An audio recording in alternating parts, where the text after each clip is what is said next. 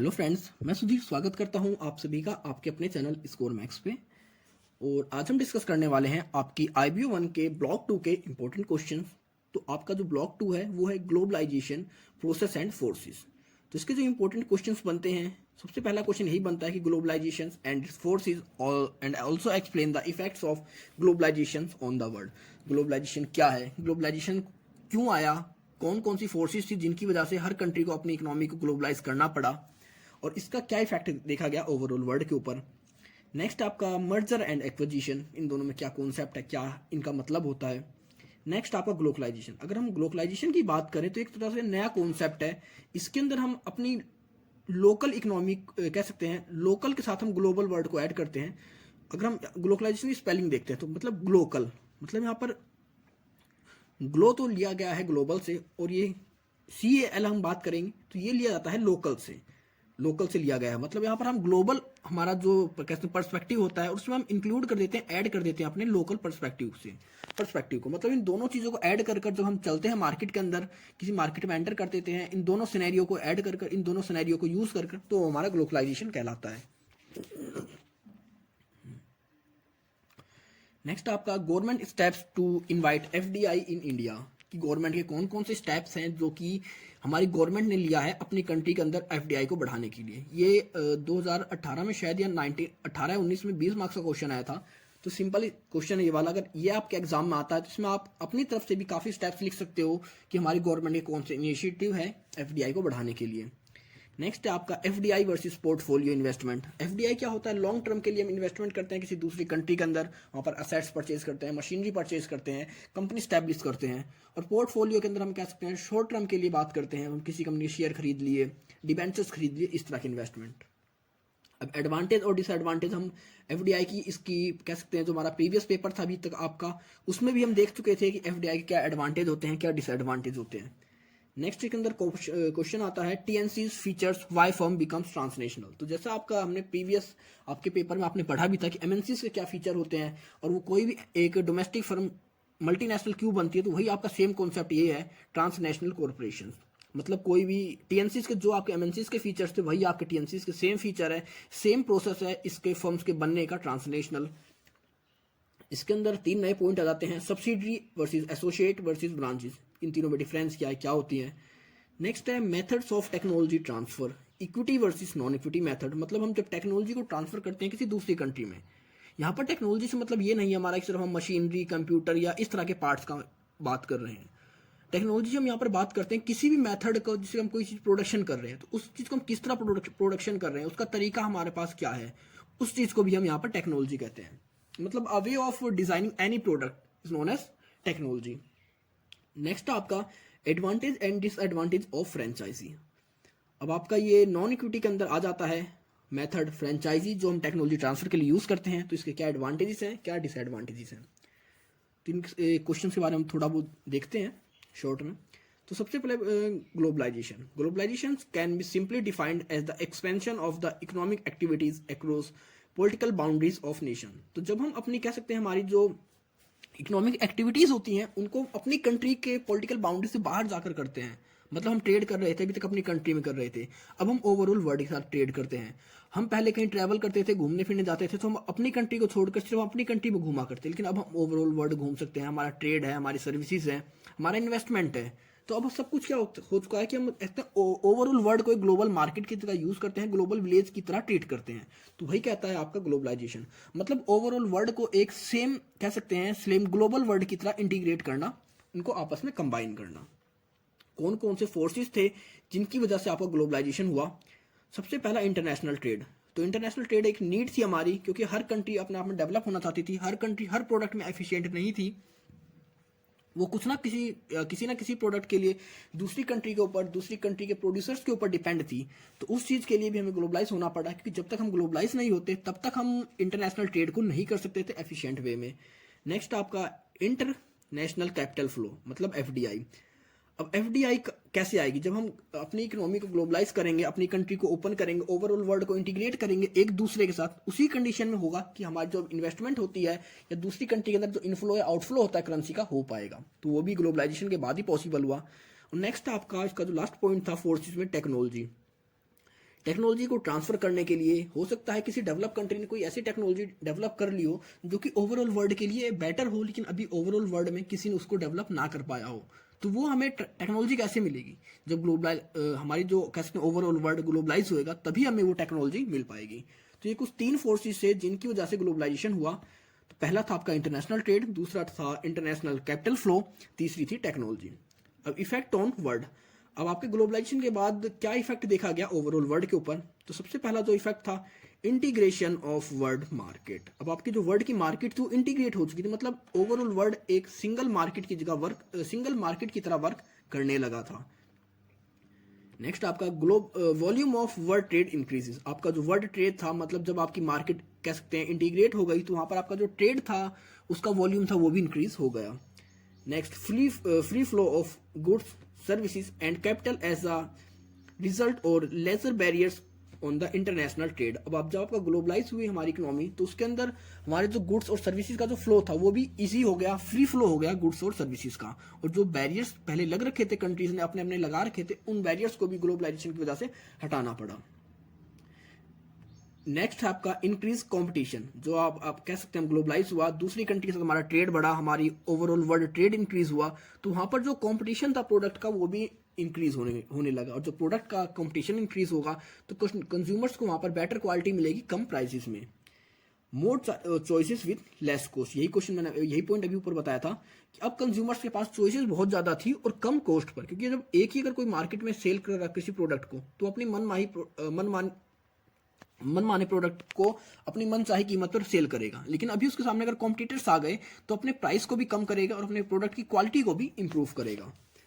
Next आपका improve standard of living. तो जब हमारे प्रोडक्ट की क्वालिटी इंप्रूव होगी, हमें कम पैसों में मिलेगा, तो कहीं ना कहीं उससे हमारी जो स्टैंडर्ड ऑफ लिविंग होता है वो भी इंप्रूव होएगा।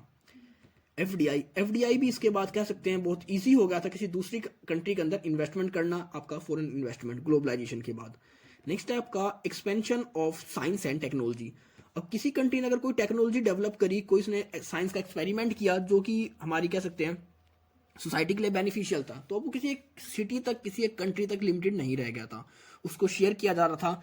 और जो भी उसका कह सकते हैं किसी एक कंट्री ने कोई चीज को डिस्कवर करा, रिसर्च करी, जो कि हमारी कह सकते हैं हमारी सोसाइटी के लिए या हमारी जनरेशन के लिए हेल्पफुल थी, हमारे कंज्यूमर्स के लिए, हमारी गवर्नमेंट के लिए, तो अब उस चीज को ग्लोबलाइजेशन के थ्रू ओवरऑल वर्ल्ड में शेयर किया जा रहा था, एक्सपेंशन हो रहा था। मर्जर एंड एक्विजिशन की बात करते हैं कि मर्जर क्या होता है, acquisition. In a cross border merger the assets and operations of two firms belonging to different countries are combined to establish a new country और अ लीगल एंटिटी। तो मतलब जैसे आप समझ सकते हैं, एक ही ए कंपनी थी, एक ही बी कंपनी, दोनों अलग अलग कंट्री से थी, अलग अलग नाम थे इनके। अब क्या करते हैं, इन्हें लगता है कि इन्हें किसी तीसरी कंट्री में एंटर करना है और इन्हें दोनों को एक साथ मिलकर एंटर करना चाहिए। तो ये दोनों क्या करेंगी, अपनी अपनी जो भी इनके पास कैपिटल थी, असेट्स थी, लाइबिलिटी थी, उन दोनों को ऐड करेंगी और एक नई एंटिटी बना लेंगी, एक नई कंपनी बन जाएगी सी नाम से। और सी में अब ना तो ये ए होगी ना बी होगी, मतलब जो पुरानी एंटिटी थी, जो उनकी पुरानी पहचान थी, वो खत्म होकर दोनों कंबाइन होकर क्या बनाया इन्होंने, एक सी एंटिटी। मतलब दो अलग अलग ऑर्गेनाइजेशन, दो अलग अलग कंट्री की थी, वो दोनों मिलकर अगर अपने आप को एक किसी नई एंटिटी के अंदर कन्वर्ट करें तो वो तो कहलाता है आपका मर्जर। अब एक्विजिशन की बात करेंगे।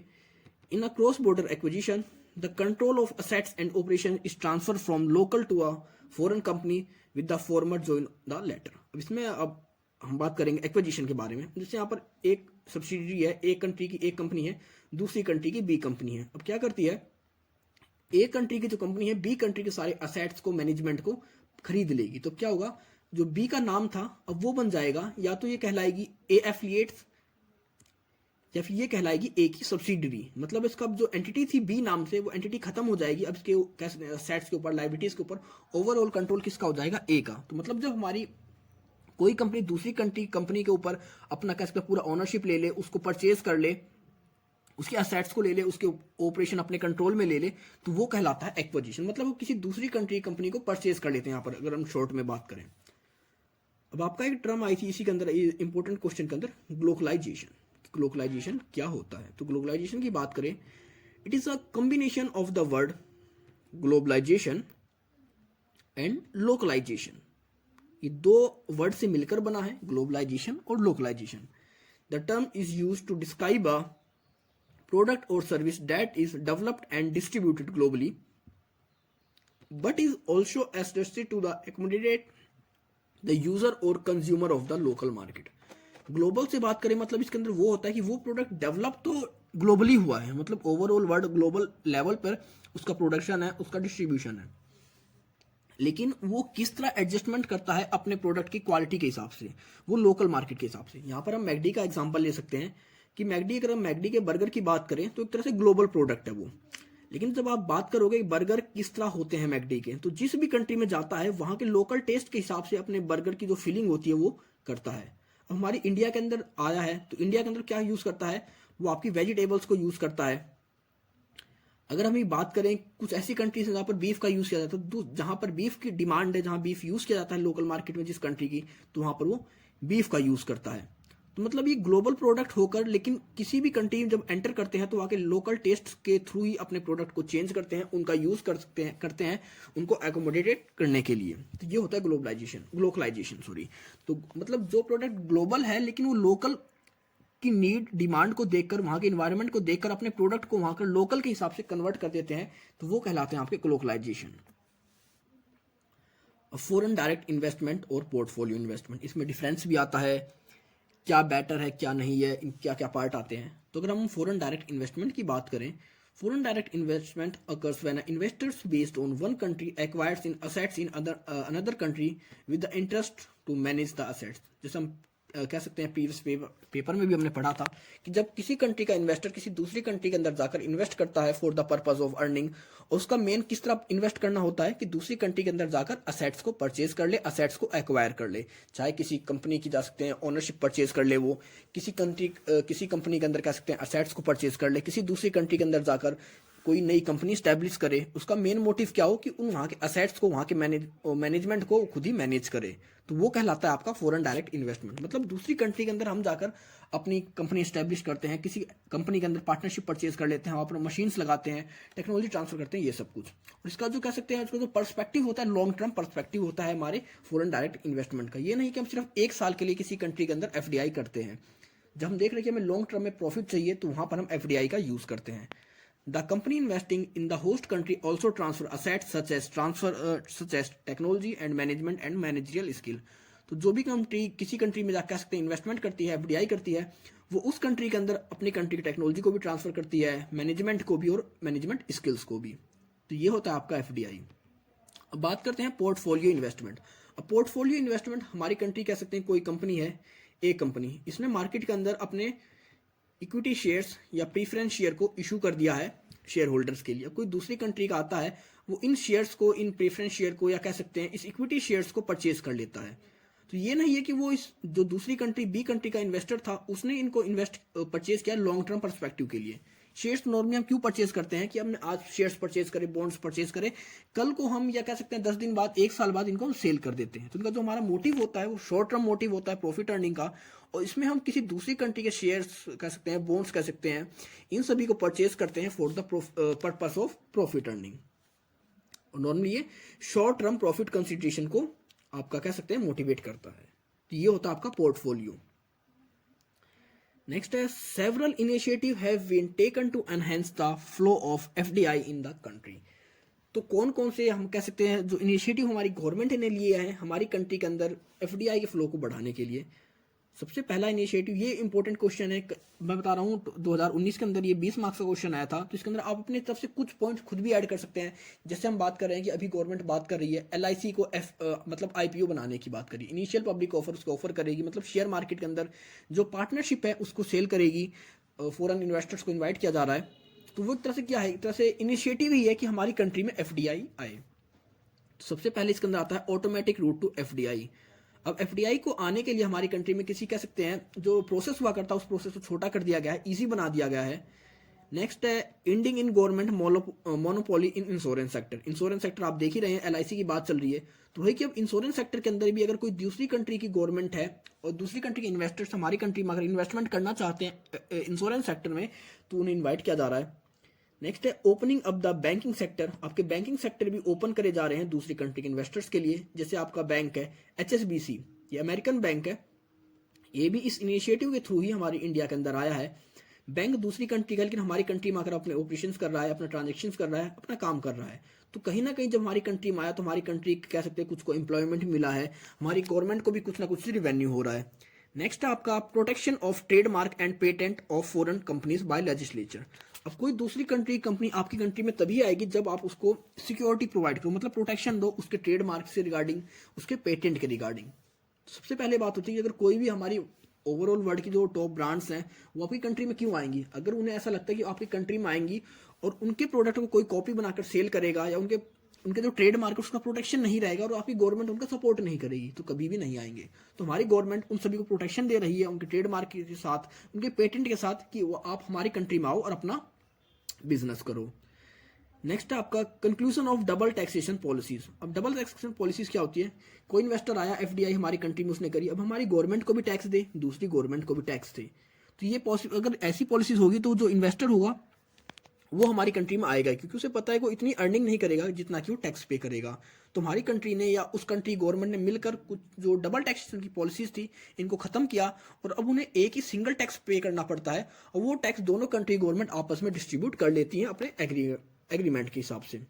नेक्स्ट है establishment of a foreign investment implementation authority FIIA in order to ensure that approval for FDI are quick transferred into actual investment। और एक बॉडी को भी बनाया गया है जिसका नाम है फॉरेन इन्वेस्टमेंट इम्प्लीकेशन अथॉरिटी, जो कि ये इंश्योर करती है आपकी जो FDI की प्रोसेस हो वो जल्दी से जल्दी हो सके और उसमें जो आपका इन्वेस्टमेंट का फ्लो होता है वो जल्दी से जल्दी ट्रांसफर हो सके किसी भी दूसरी कंट्री से हमारी कंट्री के अंदर। नेक्स्ट था आपका इंपॉर्टेंट क्वेश्चन ट्रांसनेशनल कॉर्पोरेशन। तो ट्रांसनेशनल कॉर्पोरेशन आपका वही सेम कॉन्सेप्ट है, सेम है जो कि आपका MNCs थी। इसके अंदर सिर्फ जो 3 नए पॉइंट थे वो थे आपके सब्सिडरी, एसोसिएट और ब्रांच। इन तीनों में आपको डिफरेंस पता होना चाहिए तीनों क्या होती हैं। अगर जैसे एग्जाम में क्वेश्चन आ जाता है what is translational and describe it's all types, या किस किस तरह के इनके टाइप्स होते हैं, किसी मार्केट में किस तरह एंटर करती है या आपकी जो ट्रांसलेशनल है, तो उनके तीनों टाइप्स पता होना चाहिए। तो सब्सिडरी क्या होता है, an incorporated enterprises in host country which another country entity owns more than half of the shareholders voting right। मतलब अगर हमारी कंट्री के अंदर कोई कंपनी है उसके 100 शेयर होल्डर हैं और आप एग्जांपल से ये हमारी A कंट्री है, ये हमारी कंट्री है।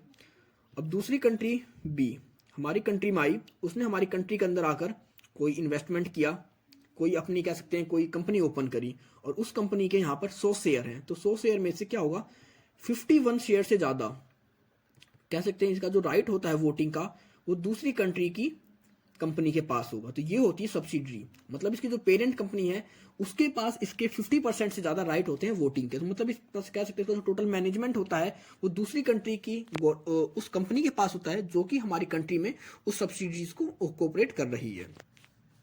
नेक्स्ट होता है एसोसिएट। अब एसोसिएट इसमें थोड़ा सा डिफरेंस होता है। जैसे हम लेते हैं एक है इंडिया, एक है अमेरिका। अब अमेरिका की कोई कंपनी हमारी कंट्री में आई, उसने कोई अपनी कह सकते हैं एक फर्म को रजिस्टर किया, उसमें 100 शेयर होल्डर थे। अब 100 शेयर होल्डर में क्या करेगी, अब उसका जो इन्वेस्टमेंट होगा अमेरिका की कंपनी का वो मैक्सिमम होगा 49% तक और मिनिमम होगा 10%। मतलब 10% टू 49% ये मैक्सिमम वोटिंग पावर होगी अमेरिका की कंपनी के पास। और इसके बाद आपका जो 51 मिनिमम होगी हमारी इंडियन कंपनी के पास, इंडियन गवर्नमेंट के पास। तो इस तरह की जो फर्म्स होती हैं वो एसोसिएट कहलाती हैं। In incorporated enterprises in the host country in which an investors on total of leads 10% but not more than the half of the share holders voting. मतलब आधे से ज्यादा नहीं होने चाहिए उसके पास और 10% से ज्यादा राइट होना चाहिए दूसरी कंट्री की फर्म्स का। तो वो हमारी कंट्री में जो फर्म्स ओपन करेगी उससे हम कहेंगे एसोसिएट। और लास्ट होता है आपका ब्रांच। अब ब्रांच की बात करें, अ होली और jointly on incorporated enterprises in the host country in which of the following. मतलब अगर हम ब्रांच की बात करें, ब्रांच के अंदर कोई भी दूसरी कंट्री की फर्म्स हमारी कंट्री के अंदर आकर कोई भी अपनी ब्रांच खोलती है, इसका टोटल मैनेजमेंट उसी फर्म्स के पास होता है, मतलब 100% के 100% शेयर, तो वो ब्रांच कहलाती है। तो सब्सिडरी क्या होती है, अगर किसी दूसरी कंट्री की कोई फर्म्स हमारी कंट्री में आकर इन्वेस्टमेंट करती है, अपनी कोई ब्रांच वो इनकॉर्पोरेट करती है, तो अगर उसके पास 51% शेयर उसके पास हैं उसके वोटिंग शेयर के तो वो उसकी सब्सिडरी कहलाएगी। लेकिन अगर उसके पास 10% से ज़्यादा और 50% से कम शेयर्स हैं वोटिंग के तो वो उसकी एसोसिएट कहलाएगी। और अगर उसके पास उसका कह सकते हैं 100 के 100% पूरे के पूरे शेयर्स वोटिंग राइट हो, कंट्रोल हो उसका पूरा उस फर्म्स के ऊपर, तो वो उसकी ब्रांच कहलाएगी। अब हम बात करेंगे कि हम किस तरह अपनी टेक्नोलॉजी को ट्रांसफ़र करते हैं। तो टेक्नोलॉजी को ट्रांसफ़र करने के हमारे पास दो तरीके होते हैं, दो फॉर्म होती हैं। एक होता है इक्विटी फॉर्म और दूसरी होती है नॉन इक्विटी फॉर्म। अगर हम इक्विटी फॉर्म की शॉर्ट में बात करें तो यहाँ पर हम जो टेक्नोलॉजी ट्रांसफ़र करते हैं वो अपनी ही सब्सिडरी, अपनी ही ब्रांच, अपनी ही एफिलिएट्स को ट्रांसफ़र करते हैं। मतलब हम वो टेक्नोलॉजी सिर्फ उसी को ट्रांसफ़र करते हैं जो कि हमारी ब्रांच है, हमारी सब्सिडरी है, जिसके ऊपर हमारा ही कंट्रोल है, जो कि हमारे ही बिजनेस का पार्ट है। तो ये होता है आपका इक्विटी।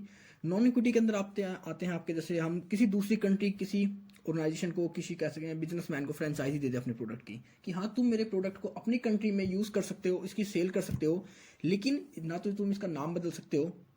मतलब इसमें क्या होता है कि एक तरह से हम अपने गुड्स को दूसरी कंट्री के किसी कह सकते हैं सेलर को एक तरह से राइट दे देते हैं कि वो हमारे गुड्स को अपनी कंट्री में सेल कर सकता है हमारे बिहाफ पर, और उसके बदले वो हमें रॉयल्टी देगा या हमें कुछ कमीशन देगा, या वो हमें कोई ना कोई उस फ्रेंचाइजी को लेने के लिए स्टार्टिंग में हमें फीस देगा। जिसमें बहुत सारे आपके होते हैं non equity form of technology transfer, जैसे आपका परचेज ऑफ टेक्नोलॉजी होता है, सब कॉन्ट्रैक्टिंग होता है, मैनेजमेंट कंट्रोलिंग है, फ्रेंचाइजिंग है, एक्सपोर्टिंग है, स्ट्रेटेजिक अलायंसेस है।